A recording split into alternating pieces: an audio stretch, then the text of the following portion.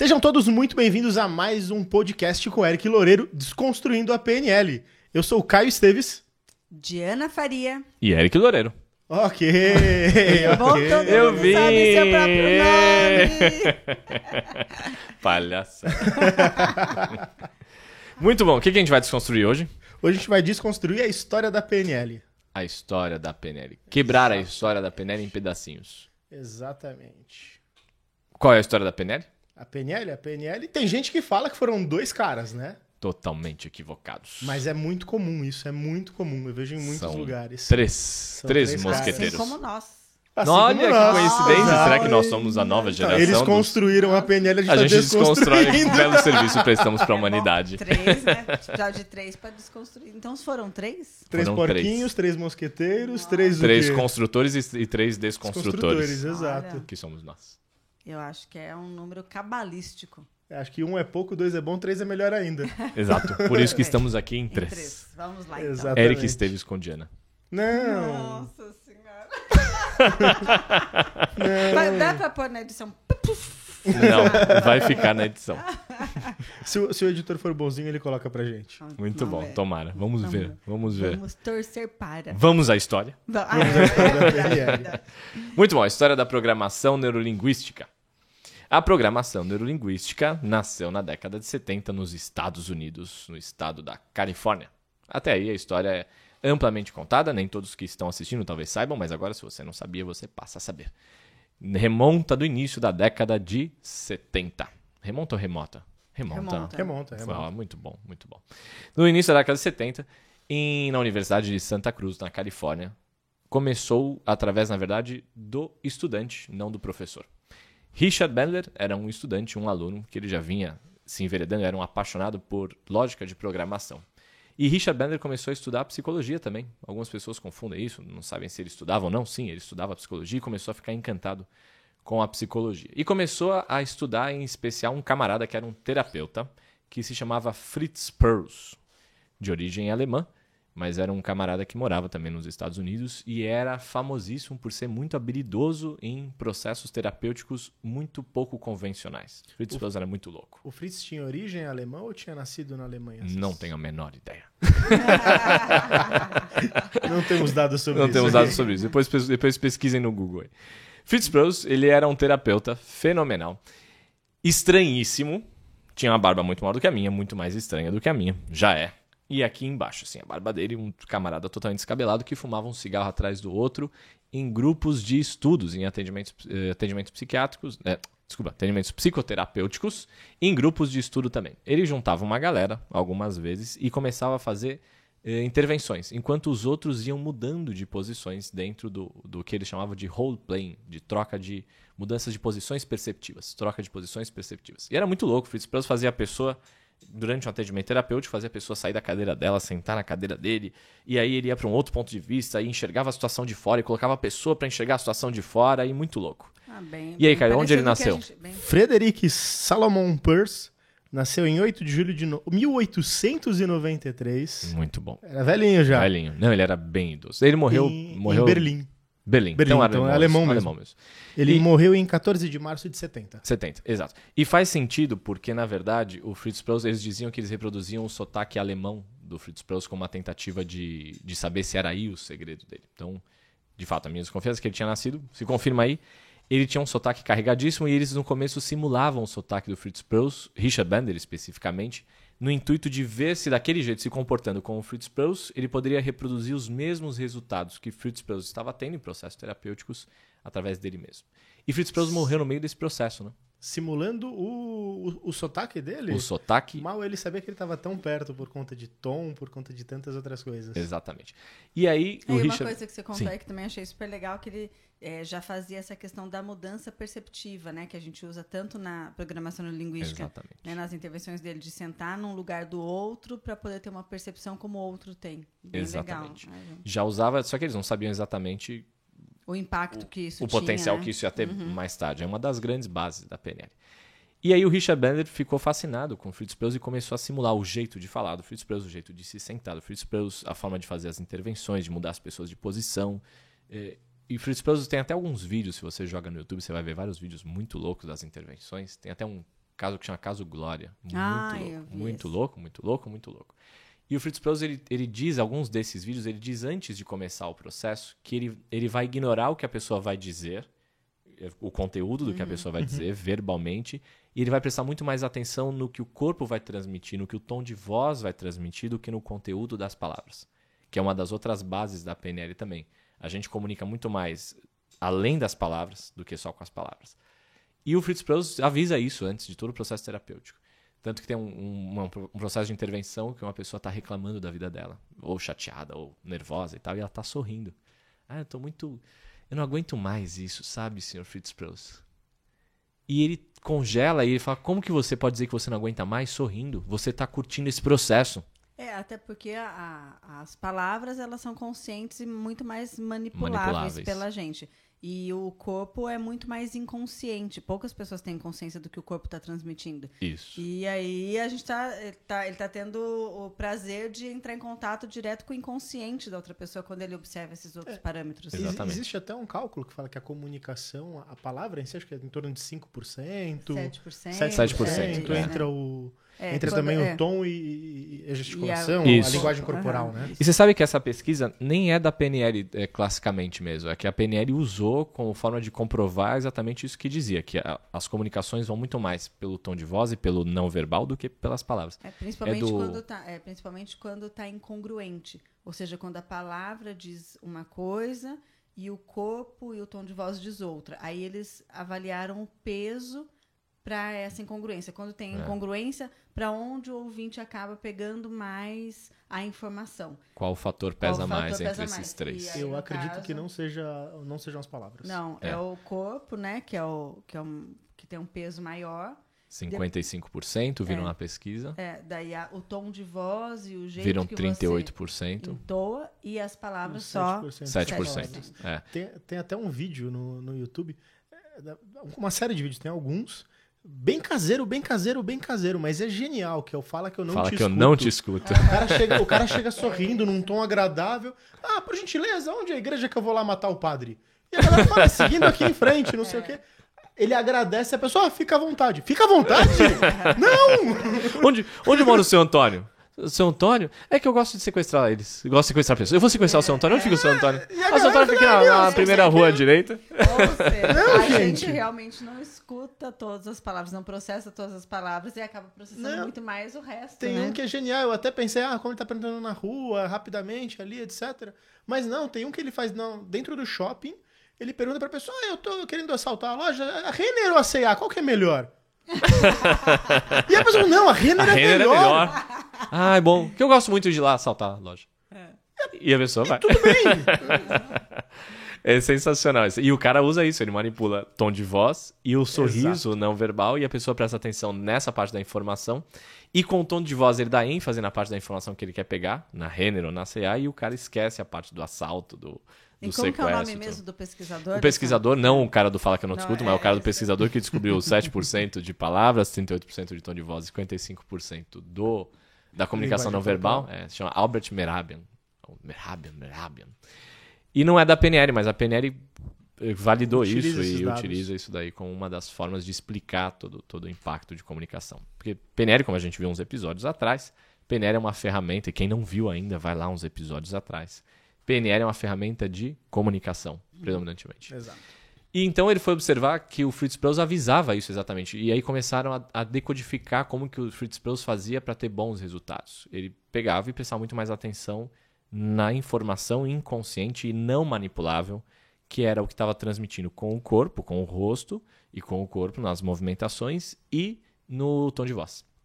E aí o que o Bandler começou a fazer? Richard Bandler, como aluno, começou a simular, começou a reproduzir essas gravações e começou a ser mais ou menos como se fosse Fritz Perls.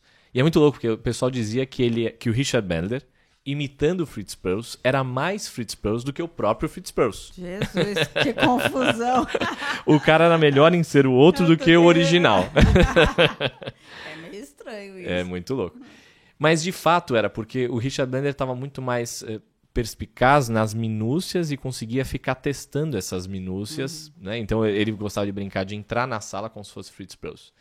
E depois do Fritz Perls ter morrido, as pessoas ficavam chocadas, porque falavam que parecia um caso de alguém que ressuscitou do reino dos mortos e veio lá fazer novas intervenções terapêuticas. Mas, na verdade, ele sempre tinha feito isso, né? Exato.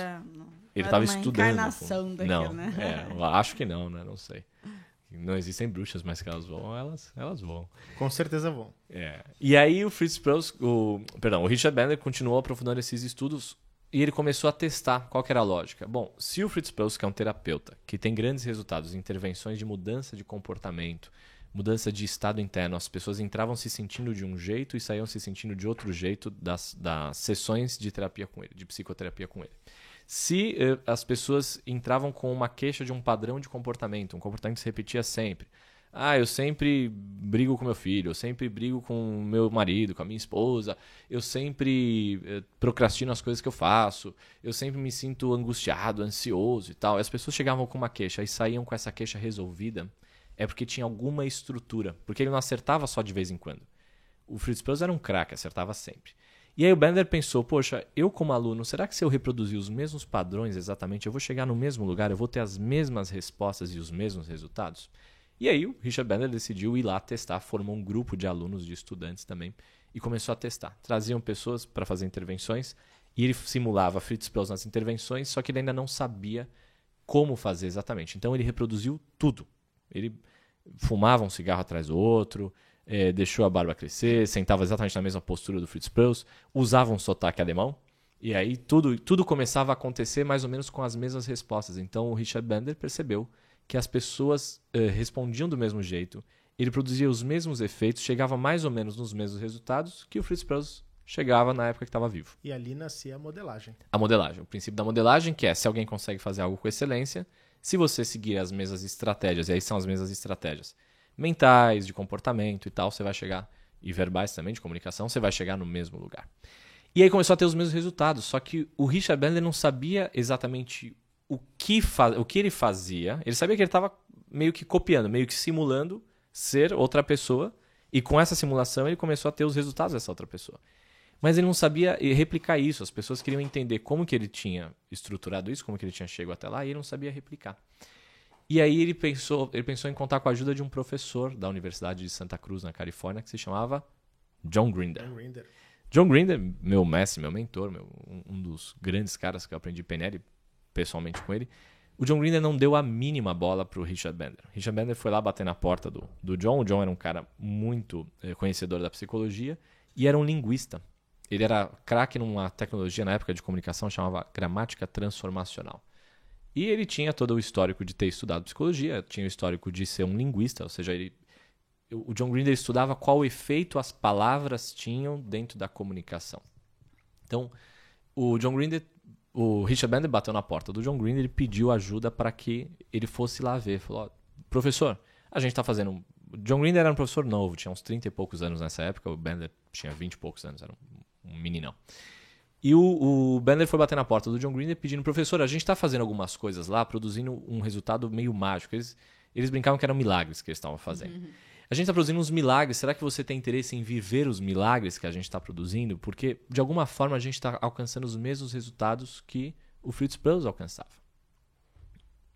John Grinder falou que não tinha o menor tempo para aquilo, mandou o Bandler catar coquinho. Mas em inglês, né? Em inglês, acho que... Como será que é Go take coconuts. Take a little coconut. Little coconuts. Sem noção. Acho que não. Acho que não era exatamente assim. Vou perguntar pro John mês que vem. E aí, o John Grinder mandou o Bandler catar coquinho em inglês. Little coconuts. E falou que não tinha tempo para ajudar na pesquisa dos meninos lá. Mas o Bandler, habilidosíssimo de negociação, persuasão e tal, não desistiu do senhor John Grinder, um senhor de 30 e poucos anos, e foi lá batendo na porta várias vezes, até que um belo dia John Grinder topou de ir lá estudar o que eles estavam fazendo. E John Grinder foi. Nessa época, o Bandler já tinha achado um comparsa de crime, já que o John Grinder não chegava, achado um comparsa de crime, que também era aluno de psicologia na época, que se chamava Frank Puselic. E aí entra o terceiro mosqueteiro ou o terceiro dos três porquinhos, que pouca gente sabe. Mas Frank Puselic, nessa época, já estava junto com Richard Bandler organizando esse grupo de alunos e estudantes. E ele foi peça fundamental, inclusive. Por quê? Ele seguiu com essa responsabilidade. Eles começaram a descobrir coisas muito loucas, começaram a ter resultados muito loucos, e aí começou a atrair um monte de gente, um monte de outros alunos de psicologia ou de outras áreas do conhecimento humano que queriam saber mais sobre como produzir aquilo, o que estava acontecendo ali naquele grupo de estudos. E o Frank Puselic era o cara de organizar a parada toda, de organizar a logística de todos os processos. E ele tem grande importância nisso. Porque nessa época começaram a surgir pessoas que depois seriam a segunda geração da PNL, ou fariam a transição da primeira para a segunda, ou seriam outros grandes nomes. Entre eles, nessa época, estava surgindo um cara que chamava Robert Dilts e vários outros caras. Vários caras começaram a chegar ali e decodificar tudo o que estava acontecendo. E o Frank Puselic era um outro aluno, junto com o Richard Bandler. E o John Grinder veio como professorzão lá para entender o que estava acontecendo. Nessa época, eles já estavam produzindo os milagres dentro desse grupo de estudos, que era, não sei se terça-feira à noite ou quinta-feira à noite, mas, enfim, não muda muito a nossa história. E o John Grinder começou a observar de longe, e com o conhecimento que ele tinha da comunicação, da gramática transformacional, da linguística, ele começou a observar que tinha alguma coisa no padrão de comunicação que o Bandler estava reproduzindo muito igualzinho o Fritz Perls, que funcionava muito bem. Ou seja, não necessariamente era a barba, nem o cigarro, nem o sotaque alemão. Tinha algo no jeito de falar, não pelo sotaque alemão, mas tinha nas palavras. As palavras e o jeito de se expressar que o Fritz Perls tinha, que era um jeito enfático pra caraca e um jeito, às vezes, até muito duro. As pessoas achavam, às vezes, muito agressivo o Fritz Perls. É meio grosseiro em alguns momentos. Mas ele não era grosseiro simplesmente de natureza. Muitas vezes era uma grosseria intencional para produzir uma transformação. E as pessoas não entendiam. Tem gente que não entende. Nós que treinamos pessoas nessa mesa aqui e qualquer outra missão de treinador, a nossa missão não é ser bonzinho, a nossa missão não é que as pessoas gostem da gente, a nossa missão não é ser gente boa, a nossa missão é transformar as pessoas. E dane-se se a pessoa tiver que pegar mal com você, ou se a pessoa não entender o que você fez ou qual a sua intenção.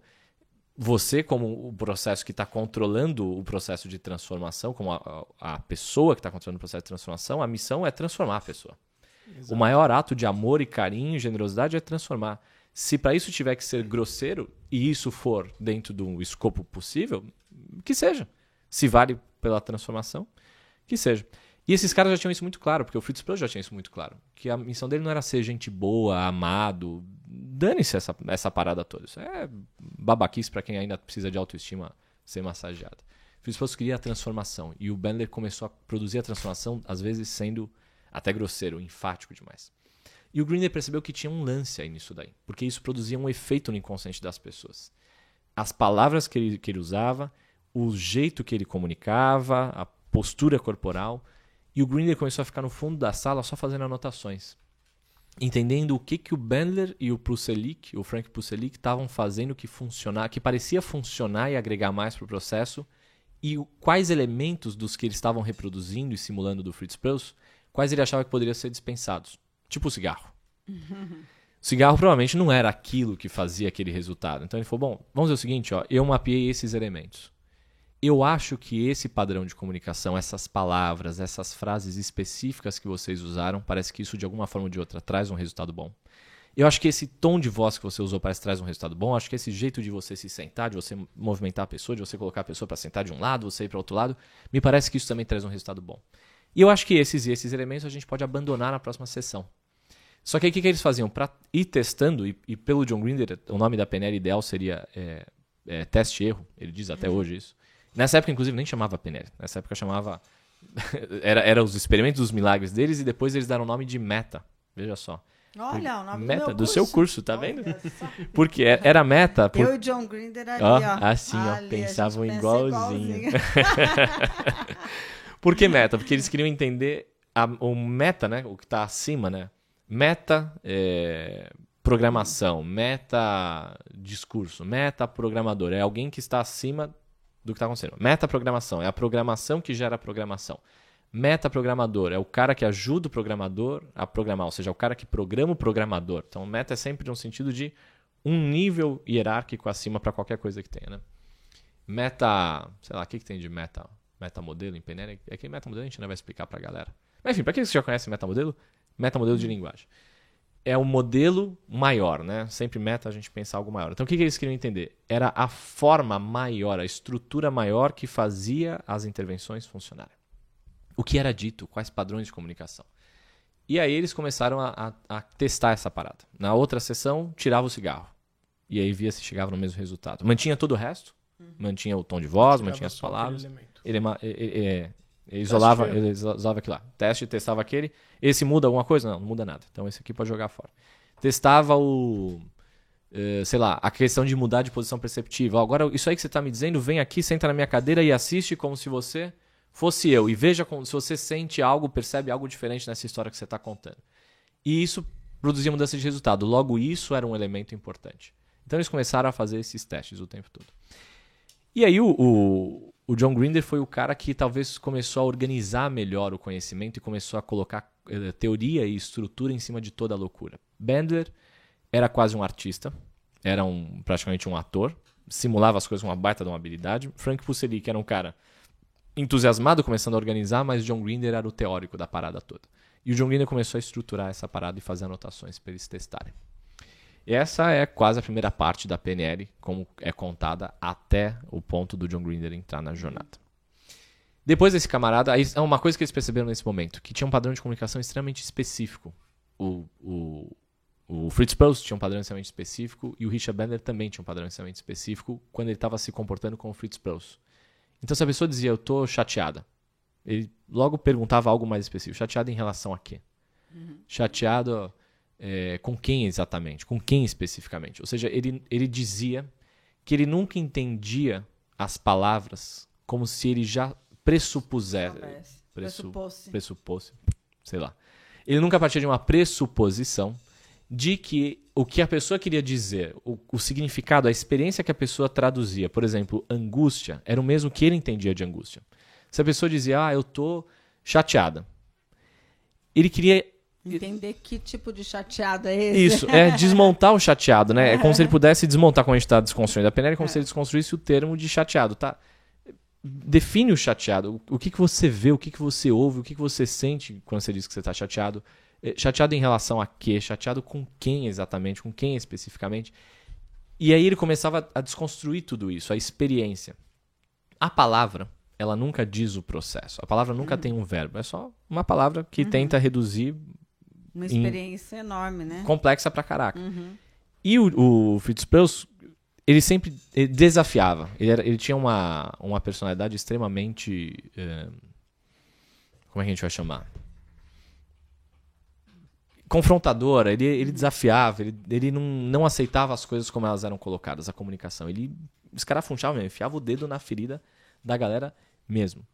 E o Fritz Perls, e o Bandler, quando estava simulando o Fritz Perls, fazia exatamente a mesma coisa. E percebeu que de alguma forma ou de outra, isso funcionava. E tinha um padrão de comunicação extremamente específico. Ele queria entender, tintim por tintim, o que a pessoa queria dizer com aquela comunicação. Nessa época, eles começaram a modelar uma outra mulher também, uma outra terapeuta, chamava Virginia Satir. E aí entra a segunda parte dessa história. Virginia Satir era uma terapeuta especialista em terapia de casais. Extremamente habilidosa em resolver coisas de casais.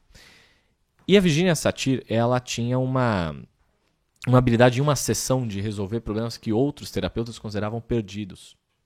Casos perdidos, o pessoal indicava casais que não conseguiam sair de onde estavam, indicavam ir lá falar com a tal da Virginia Satir. E eles perceberam que, de alguma forma, algumas das perguntas que a Virginia Satir fazia, que ela também era muito boa de desafiar a galera, algumas das perguntas que a Virginia Satir fazia para os pacientes, para os casais que chegavam até ela, eram muito parecidos com os do Fritz Perls. Olha só. E eles perceberam que tinha um lance aí, tinha alguma coisa aí que também era muito específica à comunicação. Ela queria saber exatamente o que as pessoas queriam dizer com as palavras que diziam. Então, e esses dois não se conheciam? O Fritz Perls e a Virginia Satir? Não. Não atuavam juntos, inclusive eram épocas diferentes. Fritz Perls, nessa altura do campeonato, já tinha batido as botas e ido pro lado de lá. Só que em inglês. Em inglês. Como é que é batido as botas? Hit the boots? Em inglês. Isso. E a Virginia Satir tinha o mesmo padrão de comunicação específico também em inglês do Fritz Perls. A pessoa passa mal. O cara tá olhando com uma cara de... Minha nossa. Que pessoa sem noção. Vou fingir que eu não ouvi isso. E a Mas, Virgínia... cara, se você fingir que você não ouviu, você não vai se divertir, Caio. É. Não. Então eu vou me escuta divertir. aí, escuta Finge aí. que você ouviu. Mas eu ouvi, esse é o problema. E uma vez ouvido não pode ser desouvido. Isso. Antes pudesse. Né? Ó, que pode, hein? Com a peneira. Dá pra apagar uns negocinhos. Dá pra Vamos apagar. apagar, Vamos... A gente rebobina a fita e apaga essa parada. Quer que apague? Dá Não, pra eu vou ficar desouvir. quieto. Mas já que a Diana começou, vocês estavam falando que o nome do grupo era Meta. Meta. Era Meta, né? Eles chegaram a assassinar alguém, talvez arma de fogo, algo do gênero? Ai, meu Não, Deus, por qual quê, será cara? a Por quê, sensação? Caio? Que aí Qual a seria um sensação? tiro de meta, né? Tu. Não, precisa. Editor, coloque. Recorte isso, pelo amor de Deus. Não recorte, coloque aí. Uma música. Coloque aí pra que as pessoas saibam quem é Caio Esteves. Isso. Você coloca a Que musiquinha Esteves aqui. e, por favor, Boa também ideia. coloca uma cena de um tiro de meta sendo batido no futebol. Vai que alguém não entendeu a referência. Vai a que gente tem que ajuda. explicar a piada. A gente ajuda. Tem que explicar a piada. Até porque Aliás, eu mesma não tinha entendido que era do futebol, não. Você acha que era Minha pra todo nossa. mundo que eu tava contando não, isso? não. Aliás, a gente podia explicar no começo aquela história de Caio Esteves com Diana, né? É Eric Esteves com Diana. Teria que colocar assim, Eric Loureiro, Caio Esteves, Diana Faria. A gente põe legenda. Legendinha. Aliás, Eric Esteves com Diana. A Diana até Faria. Não, E é fez. Esteves, Eric Esteves com... isso. Entendeu? Nossa, gente. Quando Onde é que você- tava a história mesmo? É, vamos voltar. Eu acho melhor. Virginia acho melhor. Satir tinha um padrão de comunicação parecido com o do... O do? Fritz Perls. Aê! Ambos em inglês, esse padrão de comunicação. Só pra gente voltar no ponto onde a gente estava. Ok. Ufa, Justo. vamos voltar. Virginia Satir também era muito específica no padrão de comunicação dela. Assim como Fritz Perls. isso. Fritz Perls era um alemão, extremamente específico, agora já sabemos, De Berlim. de Berlim. De que ano? 1800 e... 1860 e... Morreu em 70. 80. Morreu em Eu 70. lembro só da morte dele. 1893. 93. 1893. Morreu com 77 anos. Aí cê- Senhorzinho, Nossa, hein? pega aí a calculadora, gente. Não, mas Calculadora, posso- joga na, Calculadora. joga na internet, vai ter lá. Já Ele vai faz ter, o cálculo, né? faz É. o cálculo pra você. Biografia de Fritz Perls. Idade na morte. Enfim, Enfim. Virginia Satir não tinha morrido ainda. ótimo. Aliás, ela morreu muito tempo depois. Virginia Satir morreu décadas depois. Depois a gente faz. É outra pesquisa. Virginia Satir morreu quando, senhor? Vamos descobrir. Senhor Caio Vamos Esteves. lá, vamos Veja lá. aí. Meu palpite é década de 80. Mas vejamos. Muito bom. Então, Virginia Satir era extremamente específica no padrão de comunicação. Quando você tiver informação, diga quando você souber. Virginia Satir é extremamente específica na terapia de casais. 10 de setembro de 1988. Ah, sabia. Olha só. Viu só? Tá vendo? Sabia que é a década de 80. Vai dar um trabalho pro editor tirar essa batida na mesa que você fez. Jura? Deixa a batida, senhor Caio Vai Esteves. Deixa a batida. Então, Virginia Satir é extremamente específica e Fritz Perls também extremamente específicos. E o John Grinder, que não era bobo nem nada, percebeu a similaridade. Percebeu a semelhança que os dois, de alguma forma, desafiavam as pessoas que traziam comunicações que achavam que todo mundo entendia do mesmo jeito. Quando alguém fala, eu tô triste. Isso não quer dizer nada.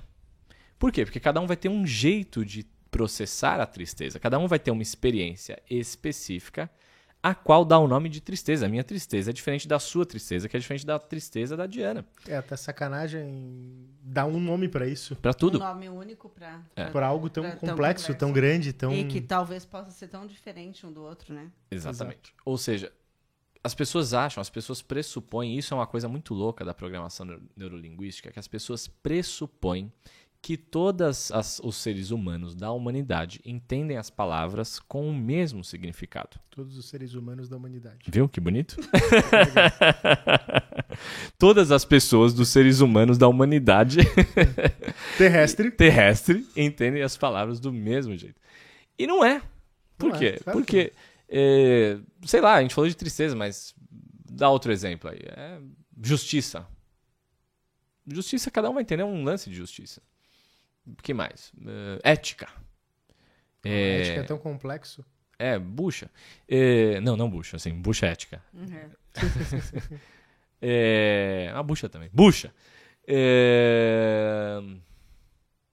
Ansiedade, sucesso, felicidade, respeito. A gente pode até... Sei lá, Não todas. precisa nem ficar tanto nas experiências. Uhum. Talvez eu precise pesquisar um pouco mais. Se alguém souber uma pesquisa que já fez isso, algum estudo, posta aí nos comentários para Manda ajudar pra a gente. gente. Mas eu me pergunto até onde o amarelo que eu enxergo é igual ao amarelo que você enxerga ou o amarelo que você enxerga. Uhum. Quem garante que a Isso me forma lembra na as qual- malas de viagem a forma na azuis e qual verdes. Exatamente. Até quem garante que a forma na qual eu enxergo, que o meu cérebro processa aquela cor, é igual. Uhum. É, Por o- exemplo, Não sei se que existe cor que é essa alguma forma coluna aqui, ó? clínica de realmente medir isso. É que quem tiver só ouvindo o áudio não vai saber, mas que cor que é essa coluna aqui? É cinza. Caio. Não, é que o editor vai deixar PB o vídeo agora. Pra me ajudar. Palhaçada. Ai, meu Deus. Que cor que é essa coluna? Bronze, marrom, tem uns dourado. prateados no meio, dourado. Uns vão Depende, achar tem dourado, vários outros vão tons. achar bronze. Pra mim, ela é um ouro velho. Ouro, velho. A intenção era que ela fosse bronze. Porque as cores da Elos são preto e bronze. O pessoal acha que é preto e laranja. Não, preto é laranja porque a gente não tem como fazer bronze em todas as paradas que a gente tem que fazer.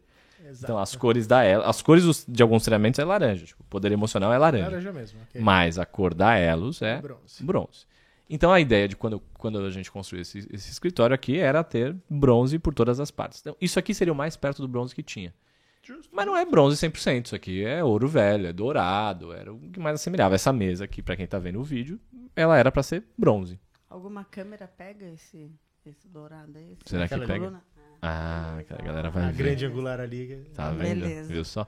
A mesa que temos aqui vai ser uma mesa bronze.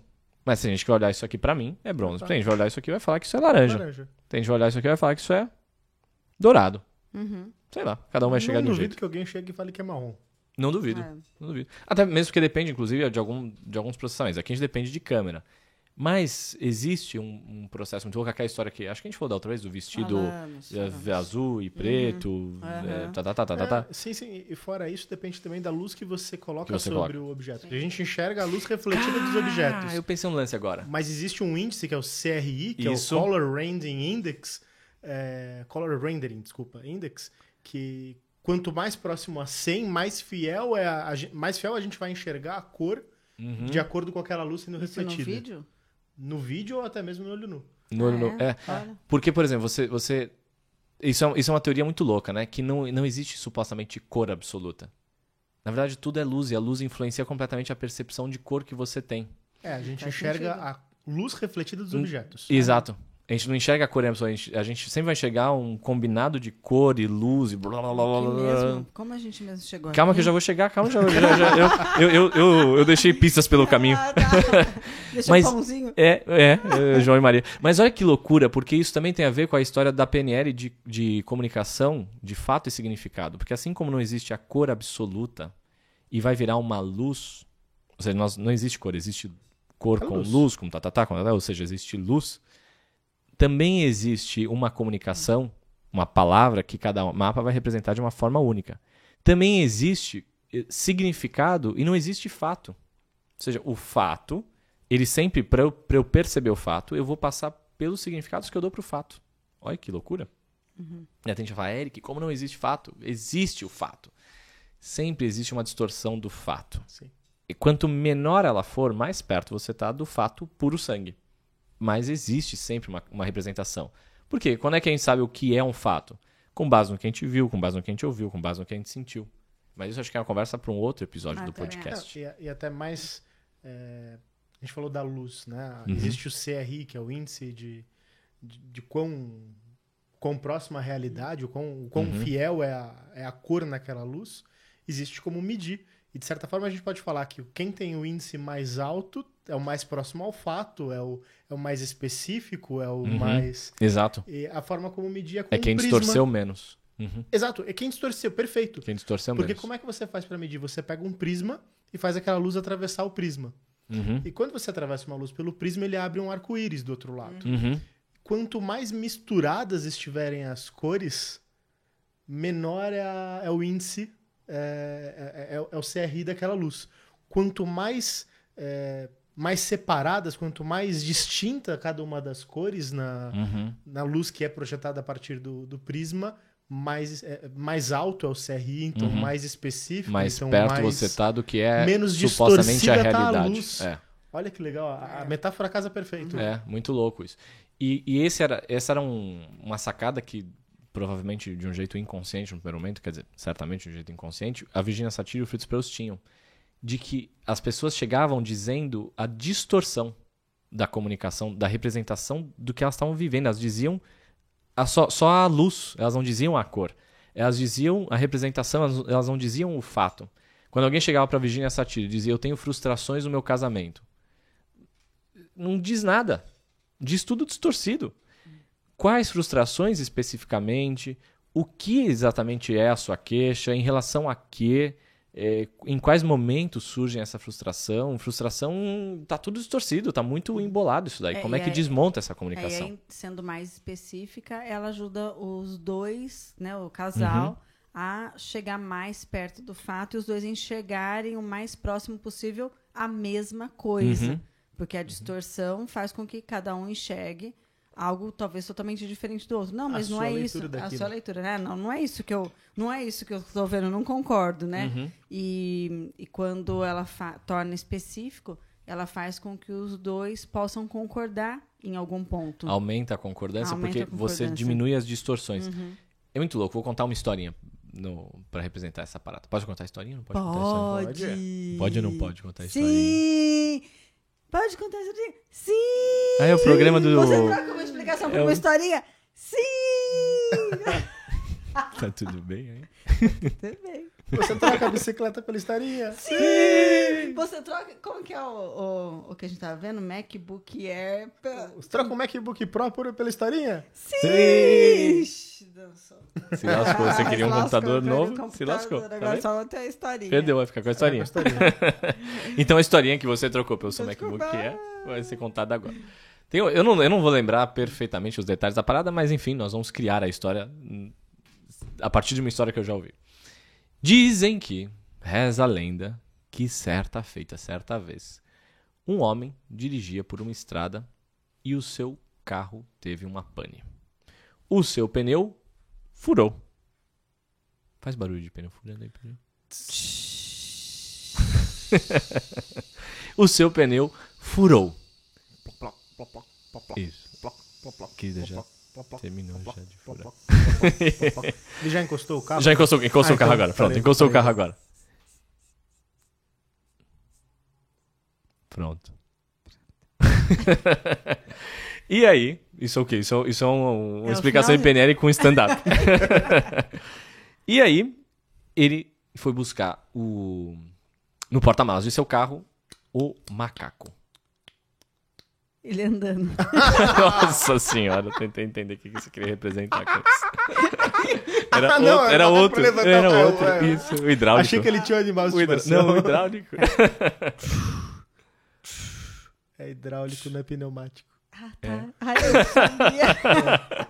Ah, bom. Enfim. Continua. Vamos continuar a história. Por favor. Foi procurar o macaco e não tinha macaco no porta-malas. Mas ele precisava trocar o pneu. Logo ele começou a olhar ao redor e pensou, alguém aqui deve ter um macaco para me emprestar. Lá de longe ele avistou, lá bem longe de onde ele estava com o carro dele com o pneu furado no chão. Nessa hora ele avistou uma casa. E nessa casa, na garagem, tinha um carro estacionado. E esse carro, muito provavelmente, talvez teria um macaco. Então o que esse homem pensou? Eu vou até essa casa, vou bater na porta da casa e vou ver se eu consigo um macaco emprestado. Só que não consigo tirar o macaquinho do Caio da minha cabeça. Nossa, Caio. Poxa vida, Caio. Imagina então que macacos trocam pneus. Tá bom. São super fortes, levantam uma tonelada. Com uma mão e colocam o pneu com a outra. E aí nesse meio do tempo, desparafuso os bichinhos também. Só que ao mesmo tempo que ele pensava, esse homem pode ser que me empreste o macaco hidráulico dele, ele começava a pensar, não, mas hoje em dia as pessoas são muito egoístas. Hoje em dia as pessoas elas só querem saber delas mesmas. Eu falei, não, mas espera aí. Pode ser que ele tenha um macaco. Não, pera, ele só vai emprestar um macaco e não vai ter nenhum grande prejuízo se ele emprestar esse macaco. E aí, por outro lado, ele começava a pensar, não, mas espera aí. Essas pessoas hoje em dia, além de egoístas, elas podem ter medo também. Pode ter medo, ele não me conhece, ele pode ter medo que eu roube o macaco dele, que eu não devolva. Ah, mas se ele fizer isso, ele não é uma boa pessoa.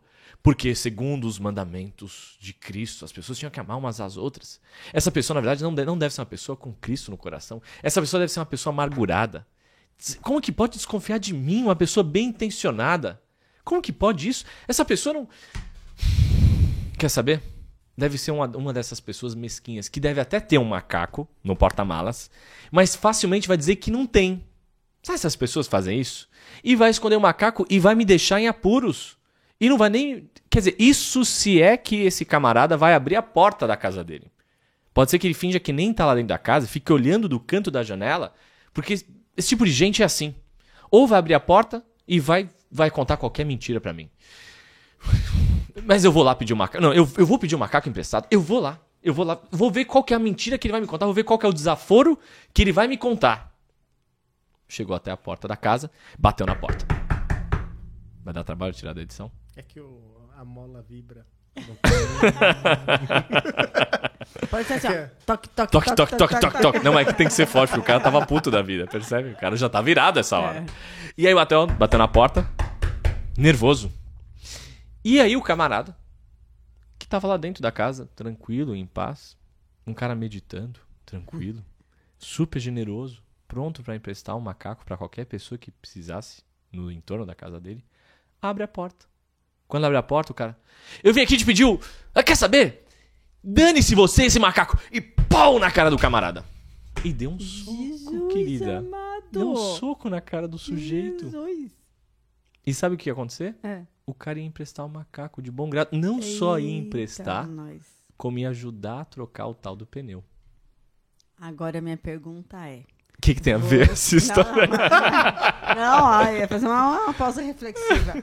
Você que está aí nos vendo ou ouvindo, quantas vezes você ficou ruminando... Você não fez essa mesma merda. Ruminando uma série de pensamentos sobre a outra pessoa que nem você sabe se de fato ela estava pensando aquilo que você acha que ela estava pensando. E chega lá e tem uma reação totalmente desproporcional, Exato. imaginando que a outra pessoa está imaginando ou pensando, enfim, Ou fazendo. ou fazendo. E às vezes até a pessoa tá fazendo ou qualquer coisa do tipo, só que a reação é desproporcional ao fato. Poderia ser que o camarada fosse dizer pra ele que não tem um macaco, não posso pensar. Até poderia ser que sim. Poderia ser que ele estivesse pressupondo adequadamente, mas ele não tem como saber. Logo, se ele não tem como saber, ele não vive o fato, ele vive a representação do fato. Quantas vezes a gente não distorce o mundo externo e acha que a gente tá transmitindo, comunicando, não só pra fora, não é? Comunicando pro nosso cérebro o que é a verdade. Só que não é. É aquela história, não, eu conheço ele, eu conheço ela. Eu sei o que ele tá pensando, eu sei o que ela tá pensando. E de fato, pode ser algo que aquela pessoa realmente, geralmente pense ou geralmente fale, mas naquele momento não necessariamente, porque as pessoas mudam, os contextos Exato. mudam, né? E pressupor também é muita prepotência, né? Achar que eu sei o que o outro pensa, achar que eu sei como o outro responde e tal. Em Sim, todas as todas as vezes, vezes. em todos os, né, em todos os contextos, porque pode ser que seja um padrão da outra pessoa, É. mas não naquele caso. Ou pressupor que eu sei qual é a intenção quando a pessoa faz o que faz ou fala o que fala. Não, porque ele quer me atrapalhar, quer me prejudicar, fulano quer me passar a perna, quer me puxar o tapete, fulano quer, sei lá, não confia em mim, não acredita em mim. E não necessariamente isso é verdade. Você só teria como confirmar se isso é verdade se você estivesse dentro da cabeça do outro e você não tá dentro da cabeça do outro. Você já tá dentro da sua só, que já é uma confusão dos infernos. Imagina estar dentro da cabeça do outro. Então é muita prepotência, né? Até chega a ser quase uma arrogância, né? Achar que eu sei o que o outro tá pensando, fazendo, qual que é a intenção e tal. E Fritz Perls e Virginia Satir perceberam isso com extrema habilidade. Que as pessoas elas não vivem e elas não comunicam os fatos.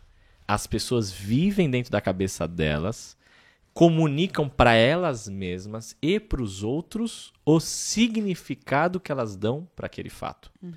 que muitas vezes isso está totalmente distorcido e não corresponde em nada à realidade. Então, o desafio deles, quando eles traziam comunicações específicas, me diga, o que exatamente você quer dizer com frustração? Frustrações em relação a quê especificamente? Era tirar desse bolo, dessa cortina de fumaça de distorções e reduzir isso o mais perto possível do que realmente correspondia ao fato. Sabendo que 100% no fato não ia estar nunca, mas o mais perto possível. Uma representação com o mínimo de distorção. E a gente faz isso o tempo todo. Desconstruído, né? Viu? Possível. Por isso que nós estamos na desconstrução, no Desconstruindo a PNL. Mas isso é a primeira e a segunda parte da história da PNL. Então, até quando o Richard Bandler, junto com o Frank Puceric, 2 alunos lá da Universidade de Santa Cruz, na Califórnia, na década de 70, bem comecinho da década de 70, começaram a decodificar os padrões de comunicação de Virginia Satir e Fritz Perls, e aí o John Grinder chegou para observar tudo isso.